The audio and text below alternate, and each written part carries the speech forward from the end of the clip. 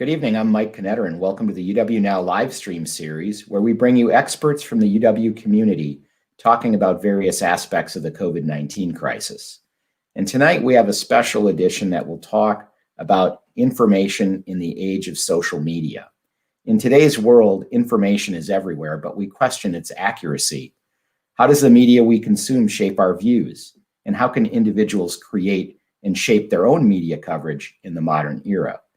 Tonight, we're going to look at a case study of how social media has been applied in politics, much as radio and TV were applied in earlier times. And we'll then turn to broader ramifications of social media's impact on democratic societies and their citizens. Joining me tonight is Devon Shah, the Lewis and Mary Meyer Bascom Professor at the University of Wisconsin, where he's the Director of Mass Communication Research Center and the Scientific Director in the Center for Health Enhancement System Studies. Devon's research focuses on the influence of electronic and digital media on social judgments, civic engagement, and health support. He's authored over 140 articles, has co-edited 5 books, and wrote News Frames in National Security Covering Big Brother with Douglas MacLeod. He's won numerous awards for the quality of his research from national and international conferences. At UW, he's received the Vilas Associates Award, the Chancellor's Award for Excellence, the Hamill Faculty Fellowship, and both the Kellett and Vilas Mid-Career Awards. Professor Shah earned his BA from UW-Madison in 1989, his MA and PhD from Minnesota in mass communication. Devon, it is great to have you with us. It's great to see you again. It's been a while, but I'm really pleased that you can take some time and share your insights with our audience. I know you've got an interesting presentation, and we also look forward to audience Q&A when you're done. The floor is yours. Thank you so much, Mike. Always good to see you, and thank you for the invitation. Excited to share a couple case studies surrounding the power of social media in this age. And then excited about answering questions about COVID and misinformation and the broader themes that this series centers on. So I think we can go ahead and start the presentation. The presentation itself is titled Trump and Twitter, Media Management and Message Amplification. But it's really just a case study looking at the power of social media in our current environment and how information bypasses gatekeepers, or sometimes is gatekeepers are influenced by social media in ways that change the media dynamic in an era of media democratization. Why don't we go ahead to the next slide? And part of what I want to focus on here is that when we think about things like Twitter or Facebook, it really is about watching the public express their opinions. But at the same time, that can also be a space for misinformation as a consequence. What it lets us do, though, is connect events and discourses, explore how social media can drive news. And so an example I'm going to share with you later is showing exactly how powerful social media has become in terms of shaping news content. We can also use it to track the amplification of elite views, how elites can use social media to bypass the press and then get their voices heard by the public at large. And then finally examining online citizen expression and looking at how they react to political moments and amplify certain parts of those moments. With that, I'm going to have us go to the next slide. One of the biggest questions that I think we have to explain in the current era is the question of how Trump was able to drive so much coverage and what role social media played in that process. If we look at Trump, we can see just an amazing history of press management. His instincts for generating publicity are kind of unparalleled. And so the first case study I want to focus on is really looking at his ability to use social media as a very powerful tool. He's had decades in the public eye. He first was able to generate attention from tabloid journalism, reality TV. And then I think he honed this in the crucible of the campaign and has managed to kind of maintain that through the through his presidency. And one of, I think, his key tactics is what has been phrased vernacular renditions of contemporary anxieties. And that's talking about all kinds of social problems in ways that are provocative, sometimes politically incorrect, using name calling, sometimes including distortions, but in ways that generate a lot of attention. And if we start to look at how he's able to use this to dominate the news cycle, it's really kind of remarkable. In terms of the 2016 election, just as an example, and the 2020 elections playing out somewhat similarly, Trump was able to get almost $3 billion in coverage, while Hillary Clinton was only able to generate 1.1 million. But competitors like Cruz, fractional. And all of this was set well before Super Tuesday. Now, what's interesting about that is, if you look at ad spending, almost all of Trump's competitors, including Bush, Rubio, but then Sanders, Clinton, all outspent him. But the difference was in the media he was able to generate himself. And so if we can click the next image, that actually compares how much free media attention Trump was able to generate relative to his opponents. How was he able to do this? That is one of the first case study questions I want to kind of ask and answer as we talk about the power of social media. Now, how much is 2020 looking like 2016? Biden, like Hillary Clinton, was able to raise a lot of money in terms of ad spending. He had a very, very good September, giving him an edge over Trump in terms of total spending. But if you actually look at what's happening in terms of Trump's ability to drive attention within the news, he's been hitting some limits. And I think largely that's due to how much COVID has dominated the attention cycle and therefore limited his ability to drive the news cycle in the same way. And then the last part of this is Trump's ability to control Twitter. And Trump still has that edge on Twitter compared to Biden. So looking a lot like 2016, when we look at the power that these different candidates have as they're moving into the final days of the election. One of the things that I think makes Trump particularly powerful is that use of Twitter. And Mike hinted at this. Trump has really become a master of a new medium in terms of social media, much like FDR was able to galvanize the power of radio, or Kennedy was with television, a point I'll return to later when I talk about debates. And when we think about this, Obama did this to some degree with digital campaigning, but Trump has taken his ability to reach directly to his supporters to a whole new level. And if you look at kind of Trump coming from nowhere in the 2016 election cycle and how dominant he became and how much more dominant he still remains than any other political figure, it shows you, I think, his ability to use this new medium in powerful new ways. Now, relating back to all that free media coverage Trump got and his use of Twitter, one of the questions we wanted to ask and answer was, how was Trump able to drive all that coverage? How was he able to fill the media so completely? And is that true on the right, the center, and the left equally, or not?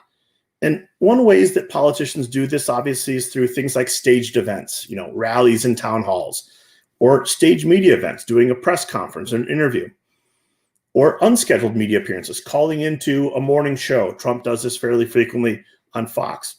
But the other thing that happens is things like presidential debates and post-debate spin is things that the media pay attention to. But Trump had that specific tool of Twitter. And with that, he had his followers who would amplify his message. And Trump's tweet storms and then the retweeting of those messages became a really powerful signal to journalists that there was something to report. And that has continued through his presidency. And so the question we were trying to ask is, did coverage simply reflect candidates' standing in the polls, their use of these conventional tactics, or was it something special about Trump's use of Twitter? And with that, what's interesting is we can look at that question across a range of media, from the far left, things like Daily Kos and Huffington Post, all the way to the far right with Breitbart or conservative Treehouse. But then you'll also see mainstream press kind of tilt a little bit to the left, which is where they land, CNN, New York Times, Washington Post, and then the center-right press like the Washington Times and other institutions like that. our ability to look across all these sources, I think, gives us a way of saying exactly how powerful Trump's ability to drive the message was. And so if you want to just fill in those, click through on those, and we can see the highlighted results that might make it a little easier. There's 2 clicks, yep. What we'll notice here is when Trump was tweeting, he was able to generate additional coverage on the right, the center, mainstream media, and the left. And he was able to do that not just the day he tweeted, but on the days that followed as well. And that, if you look towards the bottom of the same graphic, was not enjoyed by any other candidate. Didn't work for Cruz, didn't work for Clinton, didn't work for Sanders. It was just something very particular to Donald Trump and his ability to drive media coverage.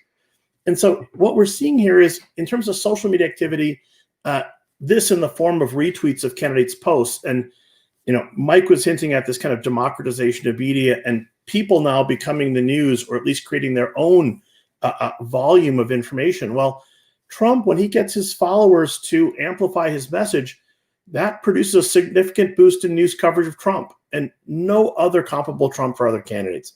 No other comparable boost for other candidates. And this effect was both immediate and delayed, and spanned across, from the far left to the far right. And so there's something about Trump's use of Twitter and how his followers engage with it that is particularly powerful.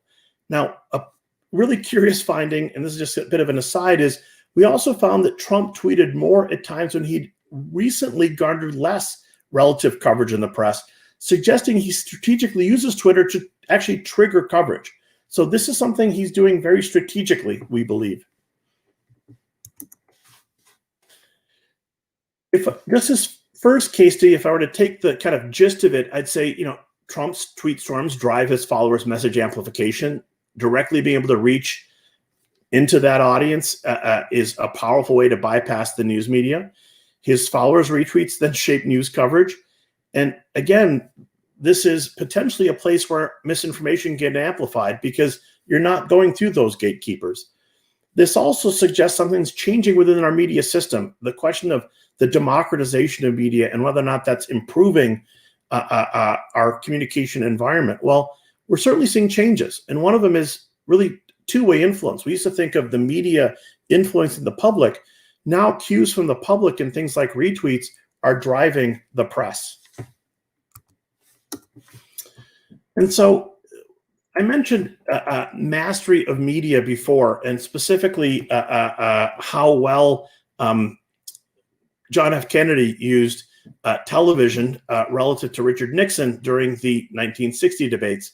And this has been widely studied, and there's lots of evidence to suggest that, Nixon was not as aware of his nonverbal displays, was more aggressive, was more inappropriate in terms of how he presented himself. While Kennedy was tanned, rested, wore makeup, really understood the television environment, and as a result, was seen as doing much better if you watch the debate. But if you listen to the debate, you may have thought Nixon performed better. And so those nonverbals playing such a dramatic role is a big part of how we understand politics. Now, what's really interesting is that modern television has actually tried to amplify our experience of contentiousness between candidates. So one of the things that I suspect most of us who watched the debate saw was a split screen format, like I'm showing you on the right of the screen. That's typical for cable news shows. That's now typical for debates. And it's really used to kind of highlight all those nonverbals, highlight those moments of disagreement, and actually to kind of highlight the interruptions that are a more and more common feature of both televised talk shows and punditry, but also of national debates. Now, when we think about how we can connect what's happening on a TV screen to what's happening in social media, one of the things that we've been doing at Wisconsin is trying to connect that first screen television to how people are reacting in real time via the second screen, their laptops, their tablets, their smartphones. And I imagine some of the audience, while the debates were going, were actually, texting friends or posting on social media. And the question that we were asking is what spurs that response? if the spin room has become something that happens in real time, is it what the candidates say? Is it their policy positions? Is it how they say it? Is their tone of voice? Or is it how they appear? And this actually lets us test some old concerns people have had about, from Kennedy and Nixon. Is it what we see or what the candidates are saying that's really driving our reactions? And if we extend this to the 2016 campaign and then to the 2020 campaign, one of the things that becomes really complicated for 2016 certainly is the gender dynamic that played out with Hillary Clinton relative to Donald Trump. But then also Trump had a very particular style that was different than any previous candidate, which was a very populist, aggressive style during the debate. And what's, I think, particularly notable about that is that his style actually is kind of middle of the road when it comes to world leaders who are spoken about as populists. The most populist leaders who display the most kind of this kind of verbal and political style are people like Hugo Chavez or people like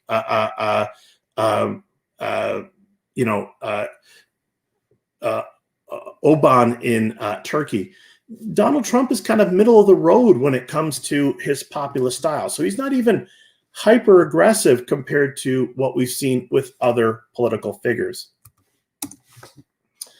And as we move forward, one of the things that we have to ask is kind of what does populism look like, and what happens when these kinds of populist styles are used during a debate? Is that something that drives attention? Is that another way to drive social media attention and ultimately press attention?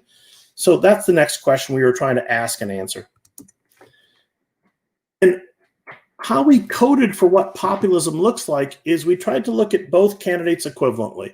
We coded for things like anger or threat displays, defiance gestures, nonverbals that illustrated disagreement like head shaking or finger wagging, certain kinds of inappropriate displays or hostile interruptions where the person kind of jumped in on the other.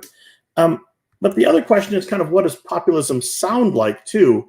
And here we had things like character attacks or angry and threatening tone or angry language as measured by automated coding systems, or even things like not using a lot of really long words, right? Looking at kind of reducing a verbal sophistication.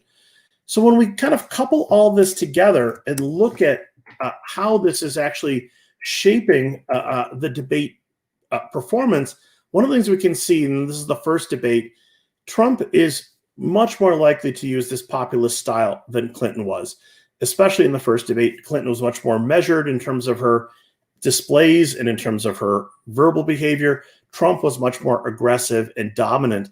And we actually compared Trump to Obama and Romney from 2012, and he was, again, displaying a very unique style that we think was, again, driving a lot of social media attention.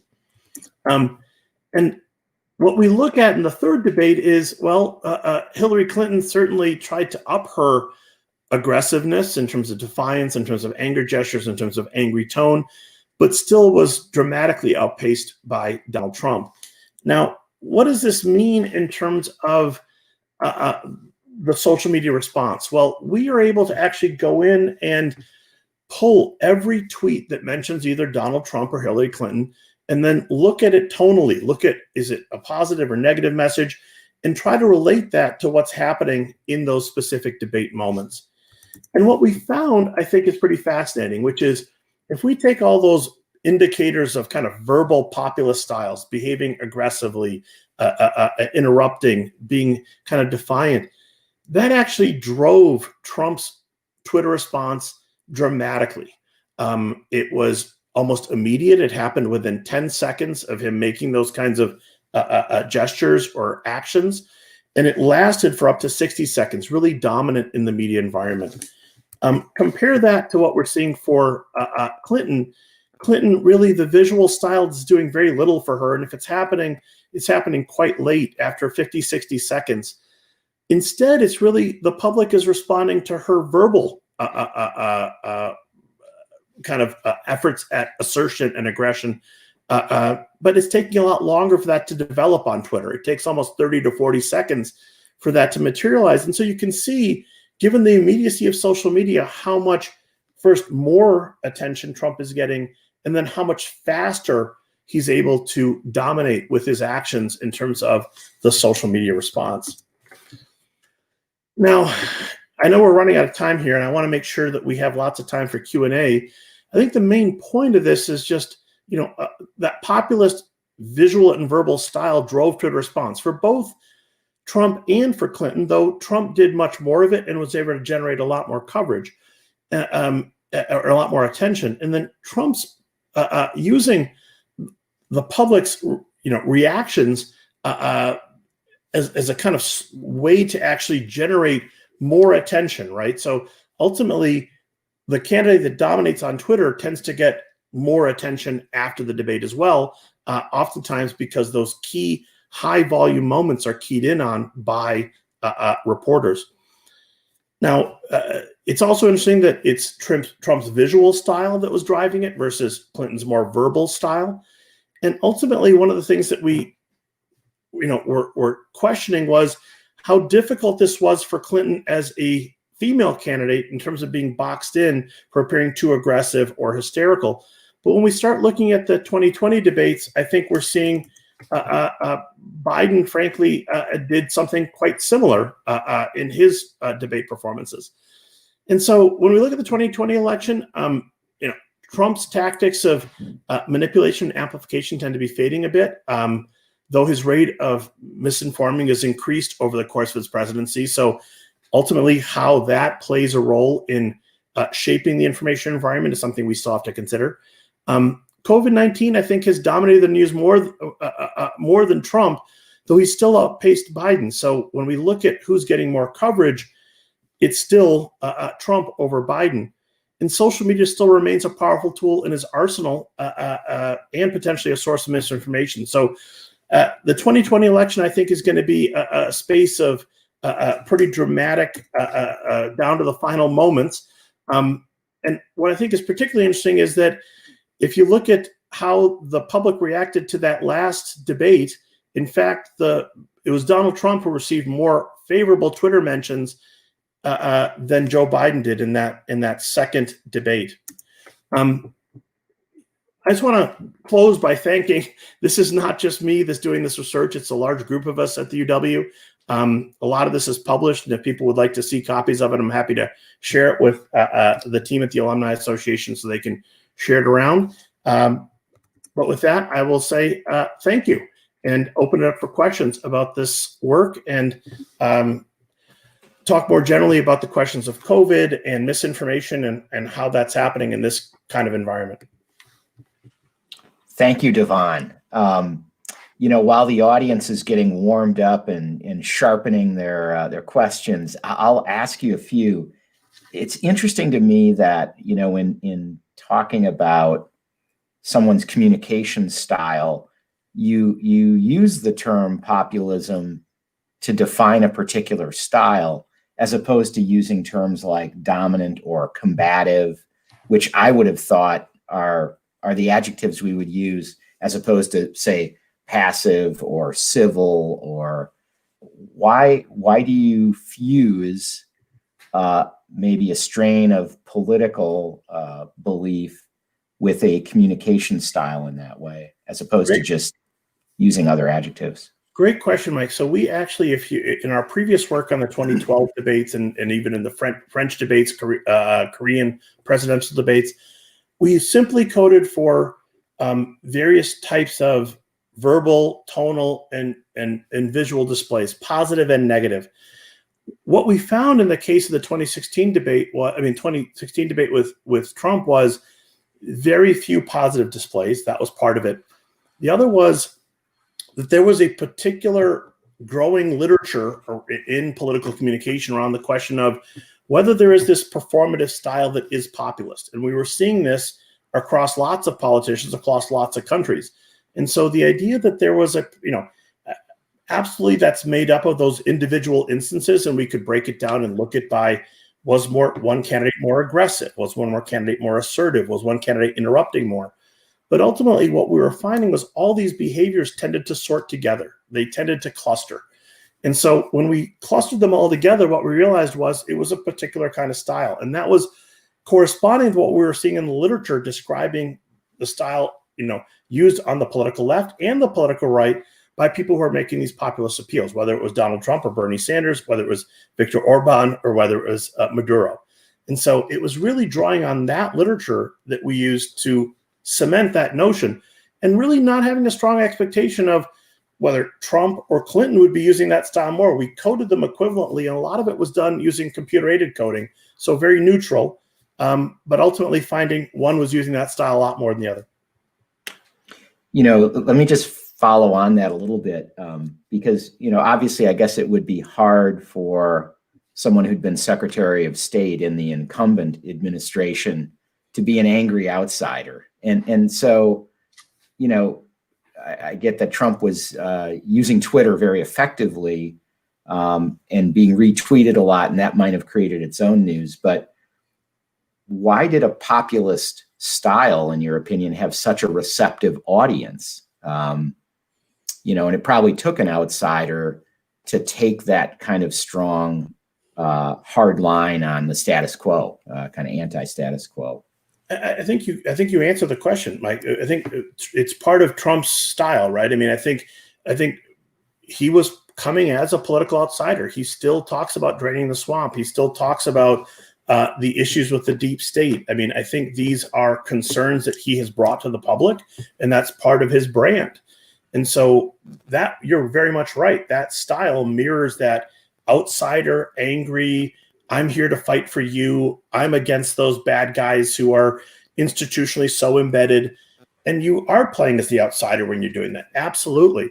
I think it's harder to do that in 2020 because now he's had 4 years as the president. It's harder to play that outsider role as effectively when you've been in the presidency for 3+ years, right? And so I think it worked really well in 2016. I think it worked well enough in the second debate. I think in the first debate, he actually took that populist style to an extreme. He was almost too aggressive, too interruptive, and I think that didn't work to his advantage. So I think it has to be tempered as well. I think there's a kind of upper limit to how far you can push that style and still generate a favorable response online.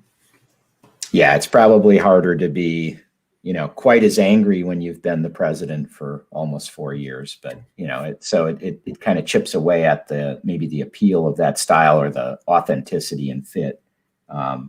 Question from Stuart Feldman: are Twitter and Facebook doing a good job of policing their platforms for misinformation? I think they're doing a good job of policing their platforms for misinformation around COVID, around things that are more medically verifiable. So they're, I think, doing a fairly good job of, if they see misinformation, they're trying to move fairly quickly. I think there's a lot of research teams being very attentive to misinformation and alerting Facebook and Twitter about that. And I think they have good internal staffing now. Both of those organizations have hired social scientists at large numbers. So a number of my students are now working at either Facebook or Twitter or Google, partly because they want people who can look at information and make decisions about things like misinformation around COVID. I think with politics, it's much harder. I think it's highly sensitive. I think the platforms are very reluctant to make big moves. I think it has to either be specifically about voting, where they've made a very strong effort to say that they're going to try to maintain election integrity, or around COVID. I think for other kinds of political statements that are made, it's very hard for the platforms to control it and still say that they're allowing for the free exchange of ideas. So many of these ideas are so debated. I mean, again, it's not even with COVID, we keep seeing information change. And so I think they've had to be careful, partly because they don't want to be labeled as partisan actors. Yeah, it's an interesting time because, we've had this democratization of media, and you've used the term gatekeepers a bit. And by that, I think you mean people who have to verify whether information is legit to be shared. And, we both know famous professors at the university who, research things like unconscious bias, which we know that we all have, and we might all want information to confirm our biases. And so who gets to be the gatekeeper? I mean, that's really I think, a difficult question. And one of the things social media has done is allowed people to create their own information. And it leaves me wondering, is the democratization of media bad for democracy? I don't know, but it's an interesting time. And we're not all operating with a common set of facts anymore. That's for sure. No, we're not. And in fact, there's a prominent communication model of influence that was kind of developed at the UW called the communication mediation model. And the idea was that news leads to talk, and through the crucible of conversation, we arrive at a better understanding of what's happening in politics, and then we choose to act.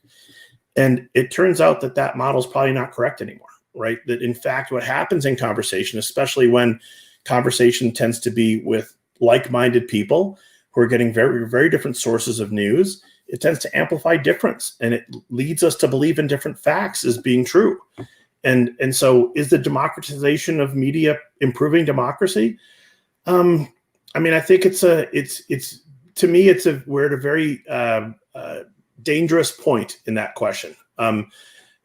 Whether or not we can keep the kind of openness we have in our information environment, which I think we all cherish, but combine it with security about information. I think the only answer to that is not to rely on any one source or not to trust that one article you read on Facebook or Twitter, but to be a good media consumer and follow up. And so, when I say gatekeeping, I mean gatekeeping by journalistic sources. Now, every journalistic source has their biases, right? I don't care if it's the New York Times. The New York Times has biases. Huffington Post has biases. Breitbart has biases. Fox News has biases. MSNBC has biases.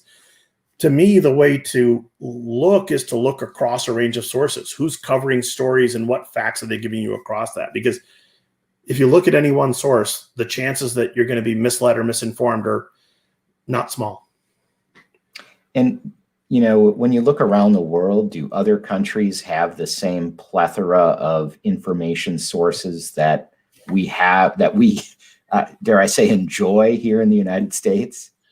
If you look at countries like European countries like Britain, France, Spain, if you look at Asian countries that are established democracies like Korea, yes, they have complex media systems.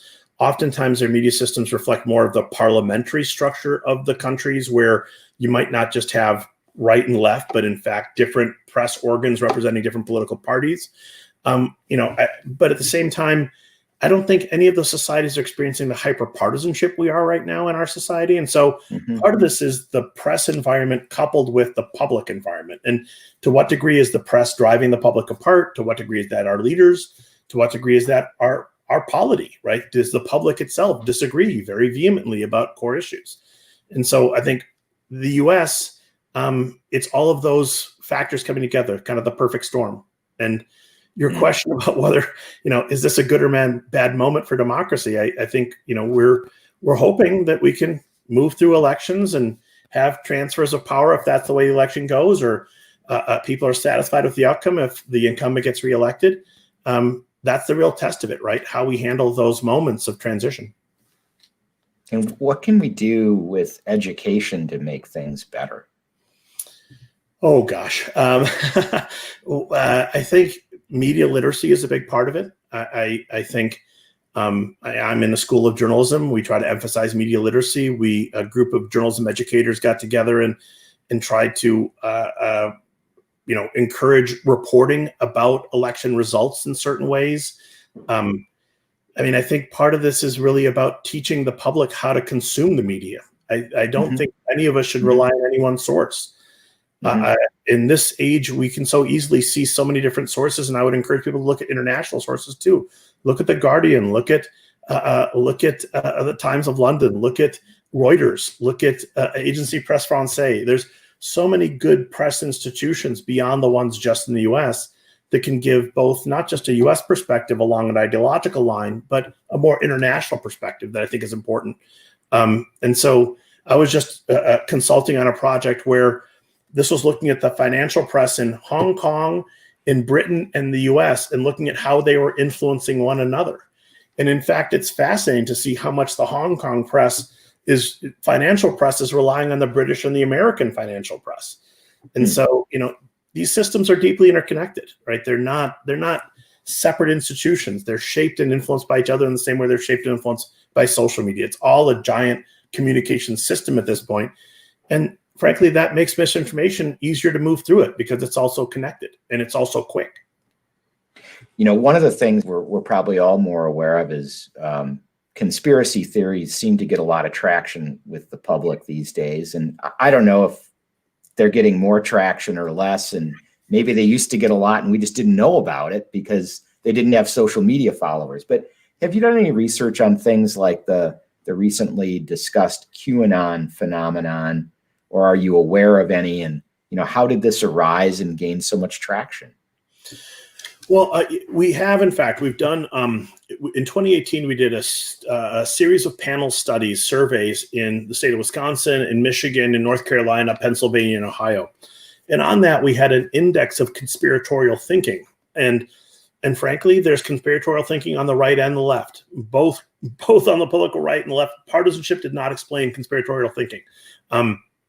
Lots of people believe there are large groups of people working in tandem for nefarious ends in very complicated ways, and without a lot of verified evidence, are willing to stake a lot of their political reputation on it. And so that's something that's pretty widespread. The QAnon phenomenon is particularly interesting because I don't know if you know Charles from the Marquette University Law School poll. Sure. So he contacted myself and Mike Wagner saying he'd started getting wind of some of these QAnon issues and questions, and wanted to add some questions to his survey of the state, and wanted to know if we had heard stuff and said, "Oh, what kind of question would you add?" I think the information about that is just coming in terms of how widespread acceptance of QAnon is, how deep the concern is. We focused in the questions that we've added. We've done another panel study in 2020, this time Wisconsin, Pennsylvania, Michigan, and North Carolina. We're skipping Ohio this cycle. And we do have some questions about, conspiracies concerning pedophilia, in terms of grooming children, in terms of because this goes back to Pizzagate. This is not, this has been something that's been brewing on the political right for some time now. Are there equivalent conspiracy theories on the political left? Absolutely. If you go back to things like 9/11 and the idea that was all fictional, right? That was all concocted by Bush, and that was, there's a lot of conspiracy theories on the left when it comes to that. So conspiratorial thinking isn't new. I think the internet and social media give it obviously easier traction and ability to spread. There's a great study of MIT that shows a lie, and it's back to Mark Twain. By the time it takes a lie can travel around the world by the time it takes the truth to get out of bed, right? I mean, that was Mark Twain's line. Well, the MIT study found lies travel 6 times as fast as the truth and travel much further and have much more reach on social media. And so, I think that's the phenomenon that's tricky, is once these lies are manufactured and are persuasive, they can spread very rapidly. How easy do you think it would be to pull off a major conspiracy within the U.S. government? I worked in government for a time, and I guess I left there thinking there's no way they could pull off a really good conspiracy, because just like any other organization, there are people who think differently. They're inner office politics, and somebody's going to leak things so fast. I've never been able to understand how people could think that would really be possible. But I guess if you haven't worked there, maybe you wouldn't have that experience. And maybe I'm wrong. I don't think conspiratorial thinking relies on having a real grounding in fact or in what's happening, right? I think it's about the manufacture of a strong narrative, absent a lot of direct knowledge. I think your direct knowledge makes you skeptical, and I think other people with direct knowledge of how government functions would be equally skeptical. But I think there's 2 parts of this. One is the people who believe the conspiracy theories. The other half of it is the people who create them and amplify them, many of them who may not believe them, right? And who see them as a way, again, at management or manipulation of the public. And so that's the other part of this, which is, do the people who are circulating the theories actually believe them, or are they sometimes just simply conduits, or sometimes are they purposely, and sometimes these are international actors, right? You were talking earlier about other countries. Well, some of the misinformation that we've been dealing with in this country is coming from outside. right? It's coming from actors in Russia. It's coming from actors in China, from Iran, from other countries. Some of our researchers actually cited in the Mueller report in terms of Russian misinformation coming in around, the 2016 election. And so lots of sources for this kind of stuff, and including the conspiratorial kinds of angles. So question from Beth Olson: how does one compare coverage due to social media use itself? And so maybe that's the media pickup on lots of retweeting versus the type of information that's actually put out on social media, by politicians, say, like, and maybe they do some name calling or they use all caps, or is there something about the type of information, or is it just the volume of retweeting that gets you the coverage? So thanks for that question, Beth. We've looked at this 2 or 3 different ways. One is just by looking at, Trump tweeting and the volume of his retweets, absent what the content of the messages is. Then we've actually looked to see what kinds of messages he produces that get retweeted the most. And in fact, as the question asker suggests, when he uses name calling, when he tends to be more emphatic with all caps, when he tends to make strong statements about policy, those tend to get retweeted more, right? Some of those are more bombastic. Some of those are more politically incorrect. Some of those are policy statements. He may make a statement about a change in immigration policy. He may make a change about defining something as no longer being a state secret, sometimes over Twitter. When those things happen, those tend to be even higher volume moments, though Trump also tends to have this particular pattern, and I think a lot of politicians do this. When they want to get attention from the public, they tend to send off a series of messages, almost as if that's a signal that, hey, there's something really important here. And I think a lot of politicians have picked that habit up from Trump. They've seen him use that very effectively, right? That if he's trying to signal that he's trying to get past the press and speak directly to the public about something, he'll send 8, 10 tweets in a row on a particular topic. Now we're seeing Joe Biden do that. Now we're seeing Kamala Harris do that. We're seeing AOC do that. So I think it's, this style of politics is not going away. Now, is that better or worse for democracy? In some respects, it's a very wide open debate, right? We're getting to see, in the marketplace of ideas, they're all out there right now. They're certainly not constrained. I think our politics is as wide open as it's been, to some people's discomfort. At the same time, I think it's challenging. It's this kind of environment makes, again, for misinformation, for conspiracy theories, for those kinds of questions of how we verify and feel confident about the information we're consuming, much, much harder. It is interesting, though, that Twitter's made it possible for us to hear directly from the candidates themselves what they're thinking, how they're reacting to things, not filtered through media. And so in that sense, could argue it's great for transparency, and we all have to make up our minds about what we believe, what side we're on. Madeline Rostall asks, do we need to start holding journalists accountable to drive the message as opposed to them following the message? So instead of them following people who want to create their own news or their own information flow, that journalists need to report on events, facts, policy changes, and not just what popped into somebody's head this morning. I would love to see that. I think, frankly, the sad truth of the journalistic enterprise is moving in the opposite direction. I think the advertising budgets that have been in newspapers and have dried up, which means there's fewer and smaller reporting staff. The incentives for reporting are almost purely now about clicks and comments and activity. And so the more activity your story generates, the more clicks it generates, the better it is. And so topics that are, coming off of social media that tend to have a lot of traction on social media get picked up by journalists because they know they have a ready audience for that. They know that the audience is hungry for it. The flip side of that, kind of being more grounded in kind of what's happening and incentivizing that kind of reporting, I think, there's places that we're seeing that, but they tend to be more foundation funded, or they tend to be funded by kind of a philanthropic position. Think tanks, sometimes people who have a lot of vested interest. We think of, I think those are the two different models right now. And in fact, I would love to see it where journalists are held accountable, but instead I think we're seeing journalists being incentivized to do that clickbait news, right? The stuff that gets attention, because that's the economies of scales and that's the attention economy.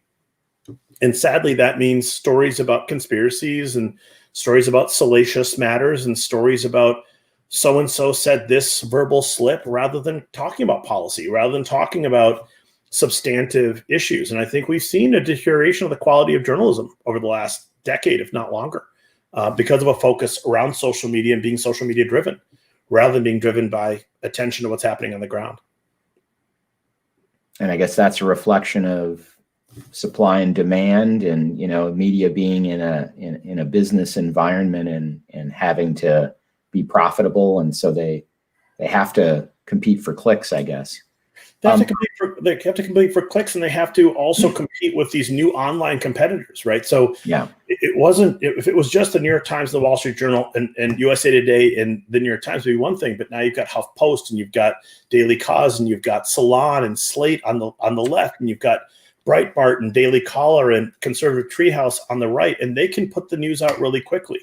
They don't go through the vetting and the fact checking as thoroughly as those other more traditional legacy journalistic outfits. And so they can then draw the audience and draw the clicks and draw away the advertising dollars. Question from Peter Danielson. He sees many articles in his news feed that cover what others have tweeted about an event rather than the event itself. To what extent does that exacerbate partisanship? I think that's a huge factor in exacerbating partisanship. I think we're seeing what we see on our news feeds is not a great reflection of what's happening in the world. It's a very distorted lens, and it's very much geared to what those platform companies want us to see. And what do those platform companies want us to see? They want us to see content that brings us back.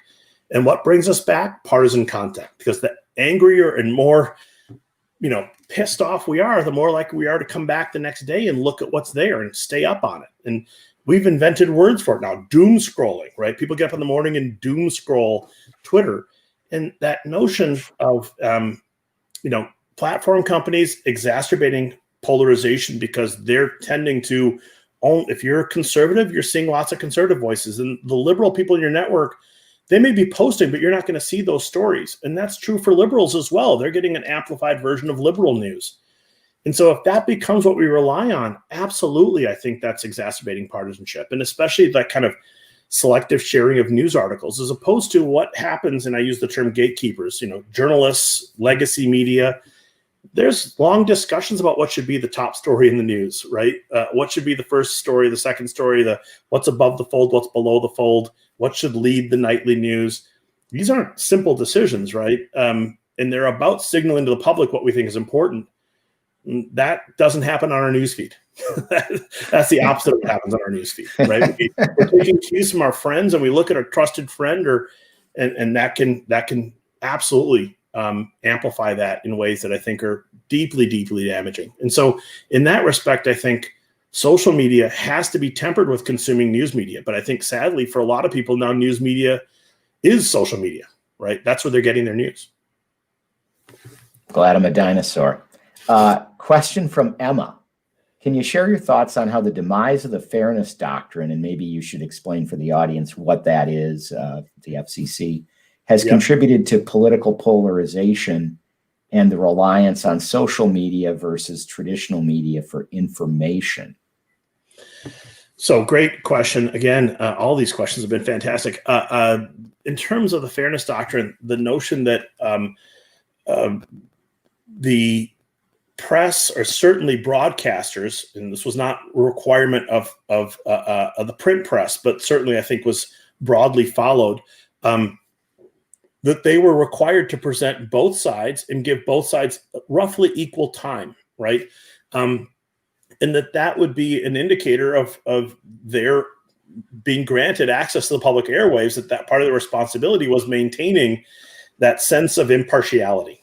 And I think what we've seen with the demise of the fairness doctrine, I think it certainly has contributed to polarization. because we've seen the press grow more partisan, even the broadcast press. And we've seen with that the development of a right-wing media system that's responding in part to the more centrist and left-wing media system that tends to be kind of tightly tied together. And this has been developed, I think, with the argument or the assertion that we need this range to create fairness across a range of outlets as opposed to each outlet practicing fairness. And I think that's a challenge, right? So I don't think we can put the genie back in the bottle. I think the challenge for us now is, how do we arrive at what the fairness doctors used to give us on our own? And I think the way we do that is by becoming more careful consumers of the news. We have to look at a range of sources.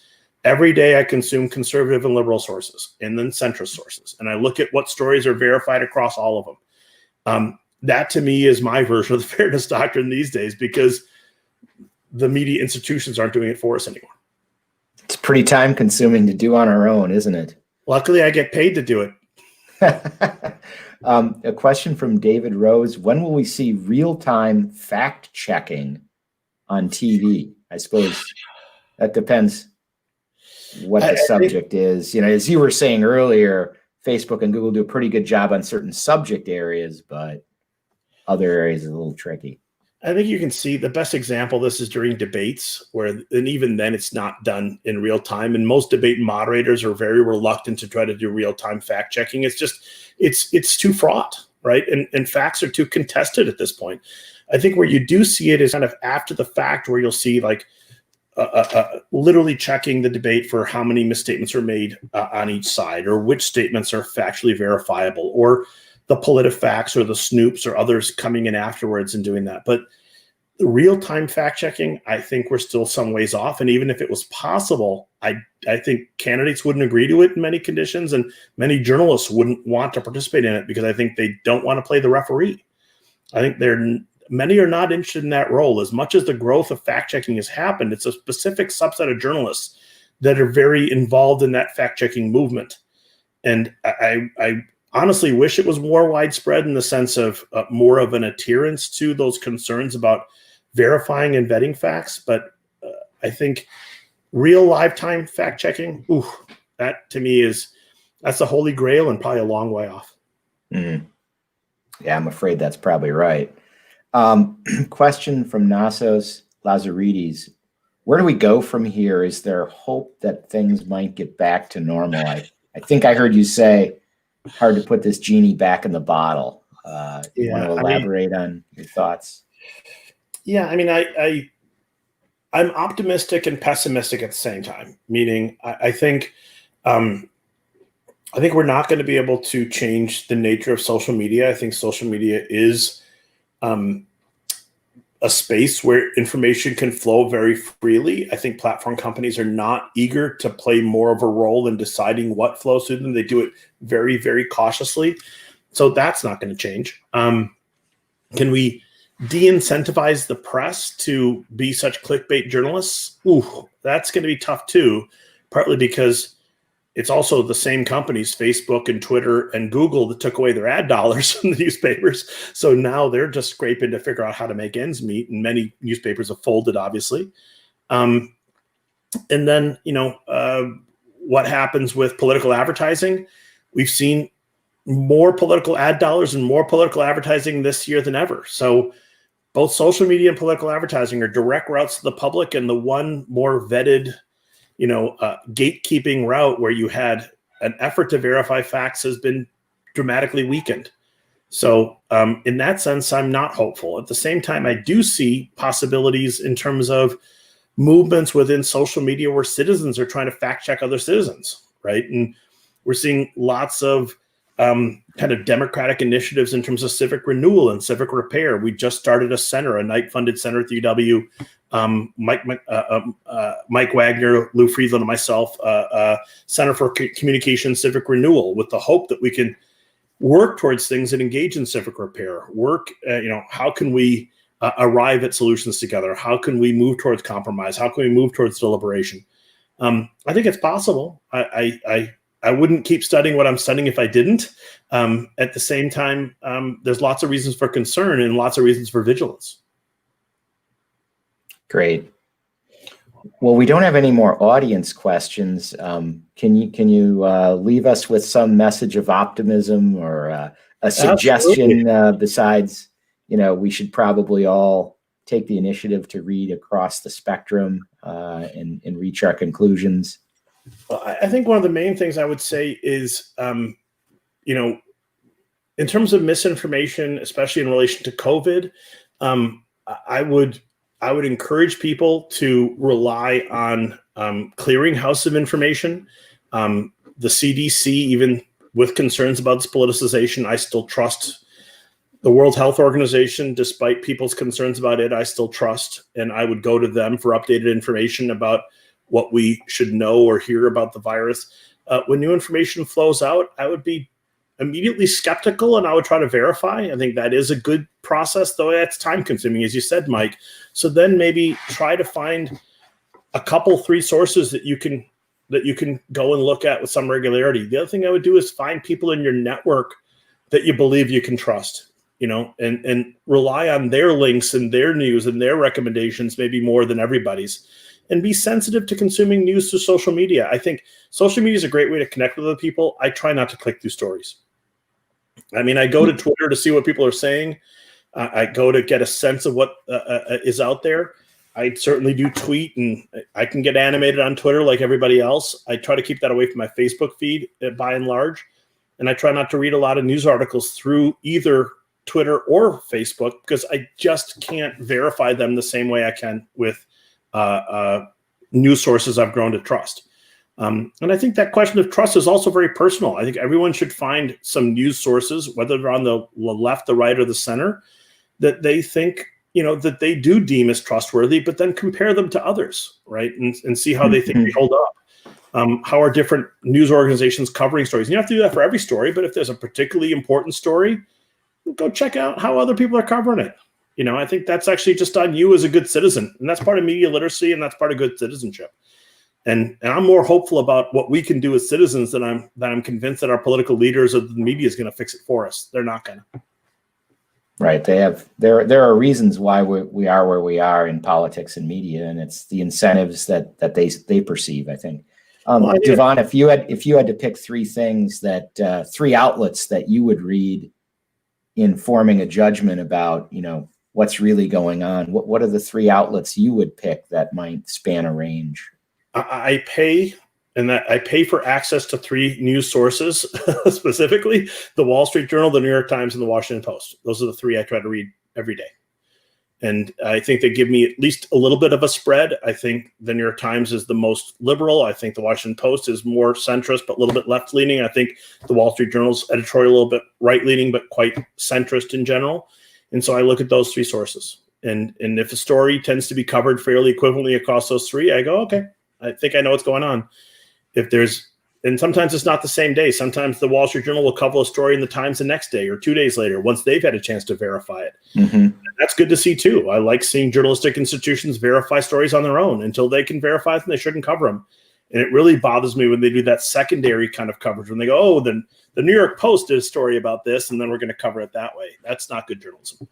And I don't see the Times or the Post or the Wall Street Journal doing that very often. And that to me is reassuring, that they're not allowing other journalistic institutions to dictate their news.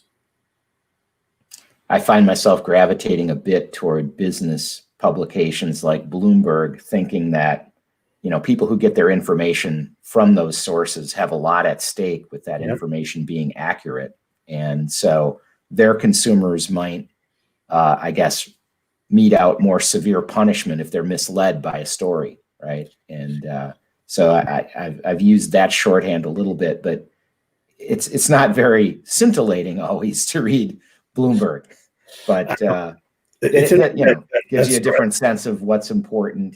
If a story isn't on Bloomberg, must be that it's not really going to move the market, and if it's not going to move the market, well, that's one way of defining how important it is, and maybe that's too economic. But I'll send you the paper from this group out of Hong Kong showing how much the financial press is paying attention to what's happening in the market versus what's happening in other financial press. And it's kind of interesting to see Is it really that they're still caught in the same whirlwind of how the press is covering itself, or are they paying attention to the ground truth? And it's kind of fascinating. I think in all these cases, as you said, and as I said, you've tried to find your sources that you think you have some faith in based on experience, right? And you've seen things play out, and you've seen that those sources were correct. And I think that's a good way to base your trust on a source, right? Is to verify on your own if you can. Well, Devon, thank you for sharing a really fascinating case study with us tonight about how political communication has evolved in the social media age. Very interesting work and interesting thoughts about media generally in the modern age. So appreciate you taking the time to be with our alumni and friends tonight. Always good to see you, and always good to talk to our fellow Badgers. As a 1989 grad and now a professor here, I bleed Badger Red, so it's always good to connect with our alums and go Badgers. Thanks, Devon. Well, that was an interesting evening, an interesting conversation. The UW Now will be back again on Tuesday, November 10th. We'll be taking election night off. And on the 10th, we will take a look at the post-election economy. Thanks for being with us, and on Wisconsin.